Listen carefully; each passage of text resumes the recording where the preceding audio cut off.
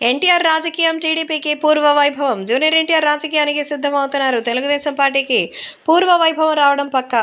ఆ రోజుల్లో పెద్ద ఎన్టీఆర్ ఎలాగైతే తెలుగుదేశం పార్టీని ఏకతాటిపై పెట్టి కాంగ్రెస్ ప్రభుత్వాన్ని కూలదోసి తెలుగుదేశం పార్టీని నెలకొల్పి సీఎంగా మారారో, ఇప్పుడున్నటువంటి జగన్మోహన్ రెడ్డిని సైతం అలాగే బర్తరఫ్ చేసి ప్రజల్లో జూనియర్ ఎన్టీఆర్ తెలుగుదేశం మార్క్ని చూపించడానికి సిద్ధమయ్యారట.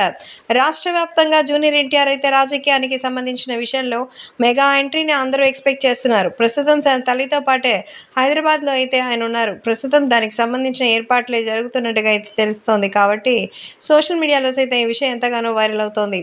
సో యంగ్ టైగర్ ఎన్టీఆర్కి సంబంధించిన ఈ విషయాలు మాత్రం మొత్తం అంతా కూడా బయట మరి ఎంతో జాగ్రత్తగా అయితే చేసుకొని వచ్చారు. సో ఈ నేపథ్యంలో జూనియర్ ఎన్టీఆర్కి సంబంధించి రాజకీయ అరంగేట్రం తన తల్లి శాలిని గారితోనే మొదలవుతుందని తెలుస్తోంది. సో ఎన్టీఆర్ తల్లి శాలిని ఇన్ని రోజుల వరకు జూనియర్ ఎన్టీఆర్కి సంబంధించిన రాజకీయ ప్రస్తావన పట్ల విముఖంగానే ఉన్నారు.